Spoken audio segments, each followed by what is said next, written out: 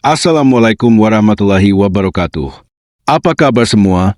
Semoga selalu diberi kesehatan oleh Allah Subhanahu wa Ta'ala. Pada materi kali ini kita akan membahas tentang sejarah peradaban Islam dengan judul Peradaban Islam pada Masa Modern. Sebelum kita lanjut, jangan lupa untuk dukung video ini dengan cara subscribe, like, dan komen agar mudah mendapatkan video pembelajaran lainnya.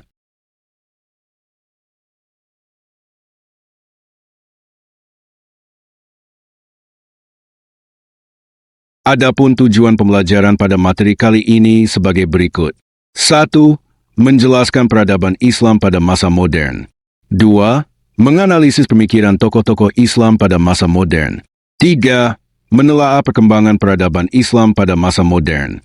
4. Mempresentasikan tentang perkembangan peradaban Islam pada masa modern. 5. Meyakini kebenaran perkembangan peradaban Islam pada masa modern. 6.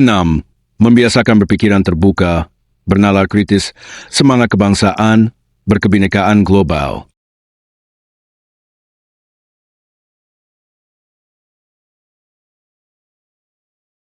Terlebih dahulu mari kita membahas kondisi Islam pada masa modern. Sebagaimana pendapat pakar studi Islam, Profesor Dr. Haji Harun Nasution, bahwa Islam pada masa modern dimulai dari tahun 1800 hingga sekarang. Di awal periode ini, kondisi dunia Islam secara politis berada di bawah kendali kolonial. Pada saat itu di Eropa mengalami kemajuan dalam ilmu pengetahuan. Kemajuan Eropa dengan ditemukannya teknologi perkapalan berkembang pesat pada abad ke-18 dan menjadi penguasa lautan, ekonomi, dan perdagangan di dunia.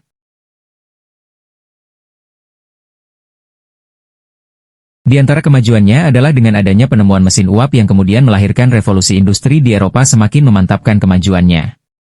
Teknologi perkapalan dan militer berkembang pesat. Sehingga, Eropa menjadi penguasa lautan dan bebas melakukan kegiatan ekonomi dan perdagangan dari dan ke seluruh dunia, tanpa mendapat hambatan berarti dari lawan-lawan mereka.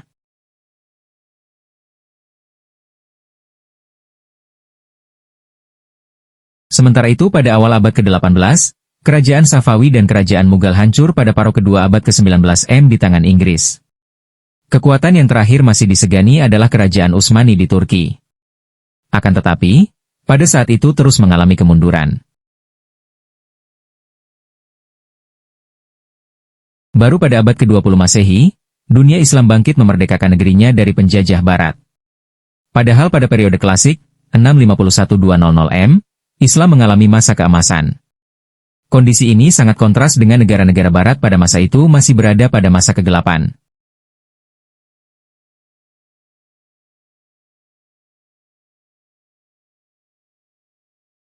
Lalu siapa saja tokoh Islam pada masa modern?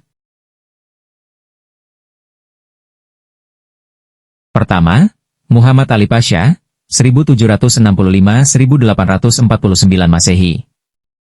Nama lengkapnya adalah Muhammad Ali Pasha atau dikenal dengan Pasha atau Muhammad Ali. Pasha adalah pelopor kebangkitan Islam di Mesir yang lahir pada bulan Januari 1765 Masehi di Kawala, bagian utara Yunani. Ayahnya bernama Ibrahim Agha, dari Turki, termasuk keluarga yang tidak mampu. Salah satu jasa besarnya adalah berhasil membebaskan Mesir dari kekuasaan Napoleon dari Perancis. Sehingga Sultan di Turki merestui Muhammad Ali Pasha menjadi wali Mesir.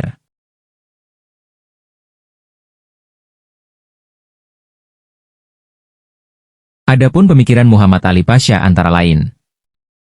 1. Mengirimkan pelajar Mesir untuk belajar ke Perancis, Italia, Inggris, dan Austria sebanyak 311 antara tahun 1813-1849. 2. Dalam bidang militer, Pasha melakukan inovasi dengan mendatangkan seorang perwira tinggi Perancis untuk melatih tentara militer Mesir. 3. Dalam bidang ekonomi dan pertanian, Pasha melakukan beberapa inovasi di antaranya, memperbaiki irigasi lama, membangun irigasi baru, menanam kapas, mendatangkan ahli dari Eropa, membuka sekolah pertanian.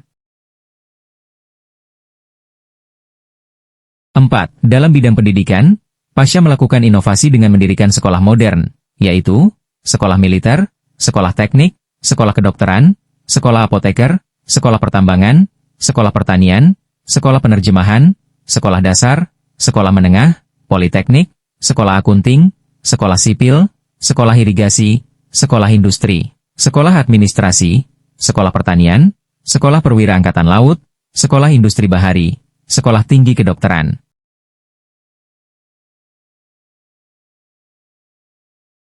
Pengelompokan ilmu pengetahuan menurut Pasha terdiri dari 1. Ilmu pengetahuan bahasa terdiri dari bahasa Italia, Perancis, Turki, dan Persia.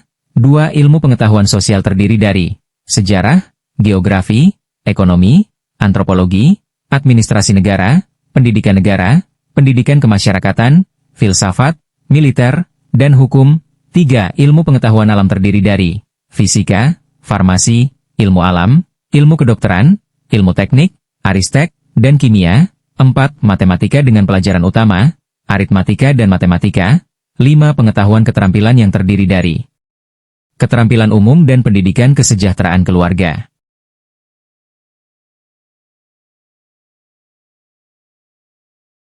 Kedua, Rifa'ah Baidawi Rafi'at et-Tahtawi, 1801-1873. Nama lengkapnya adalah Rifa'ah Baidawi Rafi'at et-Tahtawi. Nama panggilannya adalah et-Tahtawi. Saat umur 16 tahun, et-Tahtawi telah menyelesaikan belajarnya di Universitas Al-Azhar Kairo. Setelah menyelesaikan studi di Prancis, et-Tahtawi diangkat menjadi direktur sekolah penerjemahan pada masa pemerintahan Muhammad Ali Pasha. Sekolah penerjemahan berfungsi sebagaimana Baitul Hikmah pada masa kejayaan dinasti Abbasiyah.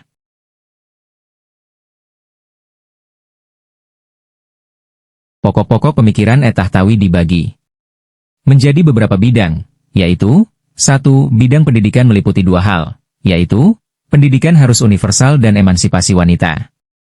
2. Bidang ekonomi, yaitu orang Mesir dahulu terkenal kaya lantaran tergantung pada tanah yang subur. Oleh karena itu perlu melakukan perbaikan dalam pertanian, yaitu dengan menanam pohon kapas, anggur, zaitun, pemeliharaan lebah, ulat sutra. 3. Bidang kesejahteraan. Et-Tahtawi berpandangan bahwa kesejahteraan masyarakat atau negara dapat tercapai dengan 2 jalan, yaitu berpegang teguh pada ajaran agama, Islam, dan berbudi pekerti yang baik. 4. Bidang pemerintahan. Menurutnya, contoh pemerintahan yang paling ideal adalah pemerintahan pada masa Rasulullah Shallallahu Alaihi Wasallam dan para sahabat. 5. Dalam cinta tanah air atau patriotisme, et-Tahtawi berpandangan bahwa tanah air adalah tanah tumpah darah seseorang, bukan seluruh dunia Islam. 6. Dalam berijtihad, menurut et-Tahtawi bahwa ijtihad masih terbuka bagi umat Islam. Bidang sains modern, menurutnya antara sains dan pemikiran rasional tidak bertentangan dengan syariat Islam.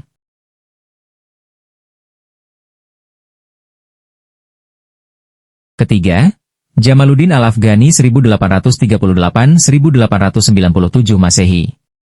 Jamaluddin Al-Afghani lahir di Kabul, Afghanistan pada tahun 1838 Masehi dan meninggal dunia di Istanbul pada tahun 1897 Masehi.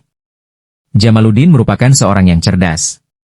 Pada usia yang masih muda, yakni 18 tahun, ia sudah menguasai berbagai disiplin keilmuan, seperti ilmu agama, filsafat, hukum, sejarah, metafisika, kedokteran, sains, astronomi, dan astrologi.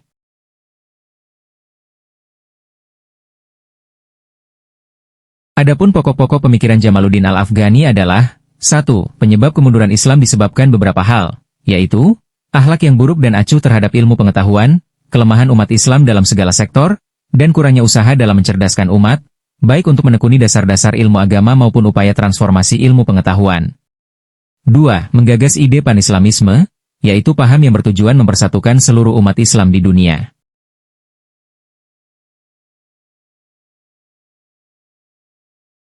3. Antara laki-laki dan perempuan memiliki kedudukan yang sama. Keduanya memiliki akal untuk berpikir. Ide pembaruannya tentang kesetaraan gender ini pun berdampak pada emansipasi wanita.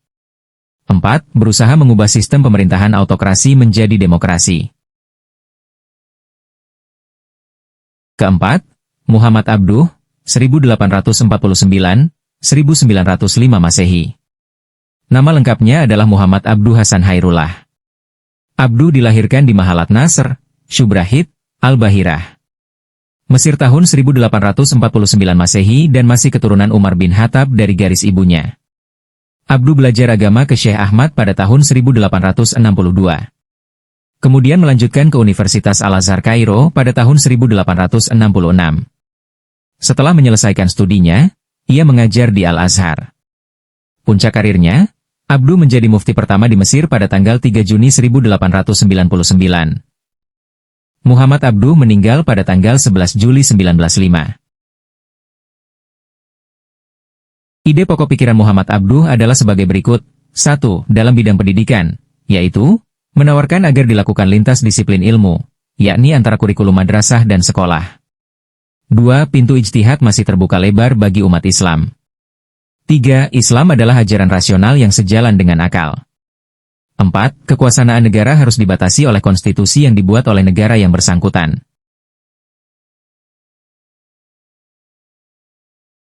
Kelima, Muhammad Iqbal, 1877-1938 Masehi.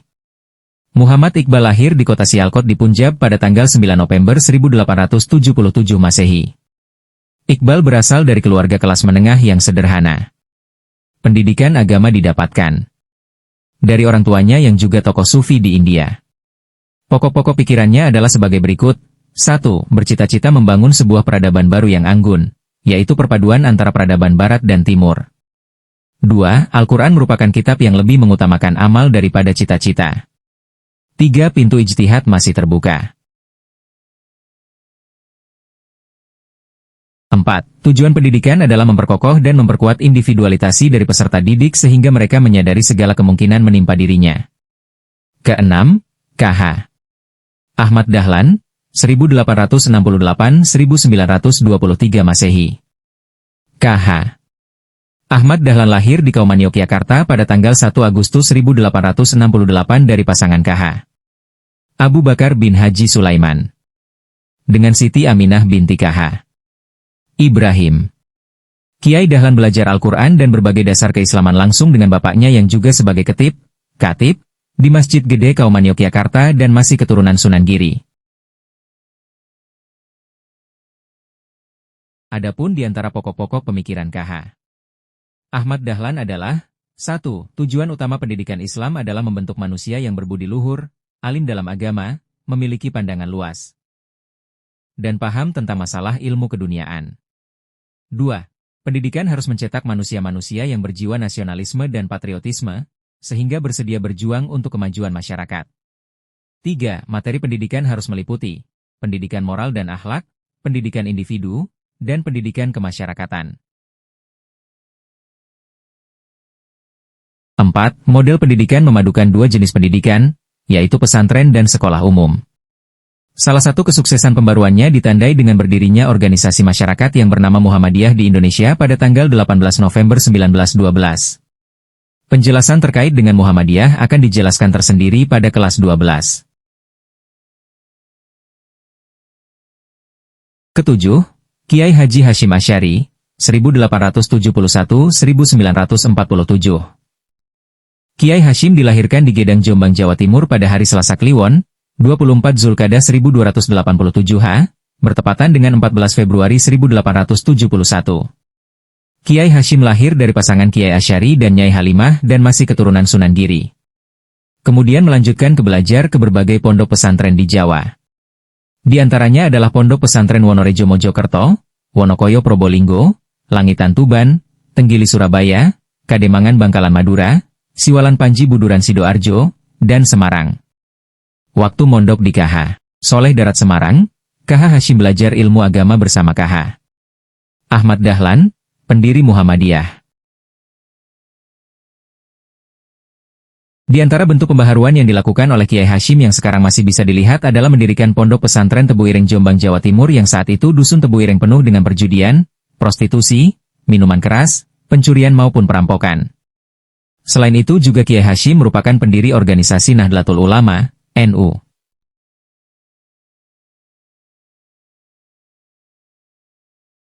Di antara pemikiran KH Hashim Asy'ari adalah 1. Dalam bidang tasawuf Kiai Hashim banyak dipengaruhi oleh Al-Ghazali. Menurutnya tasawuf bertujuan memperbaiki perilaku umat Islam yang sesuai dengan prinsip ajaran manusia. 2. Dalam melawan penjajah Belanda, Kiai Hashim menginisiasi resolusi jihad yang dicetus pada tanggal 20 Oktober 1945 yang sekarang diperingati sebagai Hari Santri Nasional. 3. Dalam bidang politik Kiai Hashim mengajak umat Islam untuk membangun dan menjaga persatuan. 4. Dalam bidang pendidikan, tujuan pendidikan menurut Kiai Hashim selain pemahaman terhadap pengetahuan adalah pembentukan karakter. Selanjutnya bagaimana pengaruh Islam masa modern bagi Indonesia?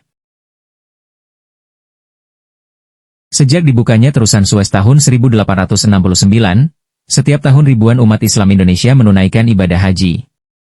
Pada saat itu, umat Islam tidak hanya menunaikan ibadah haji, tetapi juga belajar dengan ulama di Makkah, seperti KH Ahmad Dahlan dan KH Hashim Asy'ari. Setelah belajar dari Makkah, KH Ahmad Dahlan mendirikan Muhammadiyah dan KH Hashim Asy'ari mendirikan Nahdlatul Ulama.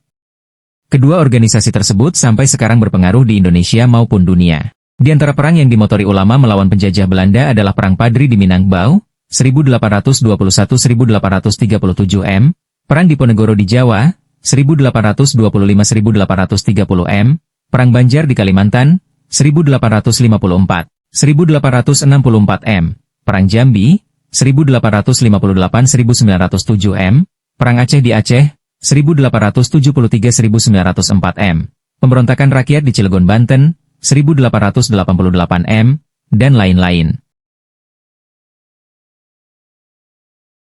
Selain itu, pengaruh yang lain adalah berdirinya beberapa organisasi masyarakat yang berbasis Islam. Di antaranya, Nahdlatul Ulama, Muhammadiyah, Al-Irsyad Al-Islamiyah, Al-Jamiyah Al-Wasliyah, Persatuan Islam, Matlaul Anwar, Pergerakan Tarbiyah, Nahdlatul Watan, Al-Khairat, dan organisasi Islam lainnya. Hikmah belajar peradaban Islam pada masa modern sebagai berikut. 1. Dalam menguasai ilmu pengetahuan dan teknologi harus dilandasi dengan agama yang kokoh akan mengantarkan kemajuan umat Islam di masa yang akan datang. 2. Mengkaji Al-Quran, hadis, dan ijtihad para ulama sebagai fondasi untuk membangun peradaban umat Islam yang rahmatan lil alamin di masa yang akan datang. 3. Mengkaji ilmu-ilmu keislaman, nahwu, syaraf, fikih, usul fikih, mantik, bahasa Arab, ulum Al-Quran, ulum Al-Hadits dan sebagainya, sebagai fondasi untuk memahami Islam dengan komprehensif.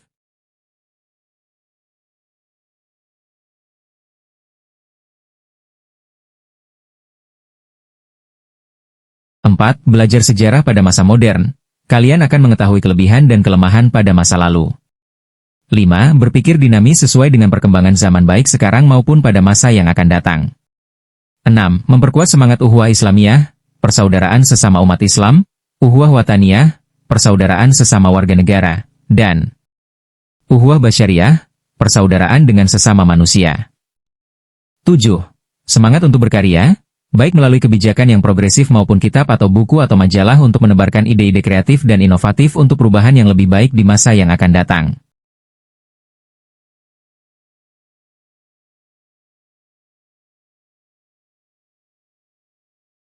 Sampai di sini dulu materi kita kali ini, semoga bermanfaat untuk sahabat guru dan peserta didik. Mohon maaf apabila ada kesalahan dalam pengetikan atau pengucapan. Mari untuk tetap semangat dalam mencari ilmu. Jangan lupa untuk dukung video ini dengan cara subscribe, like dan komen agar mudah mendapatkan video pembelajaran lainnya. Wallahul muwaffiq ila aqwamit thoriq. Assalamualaikum warahmatullahi wabarakatuh.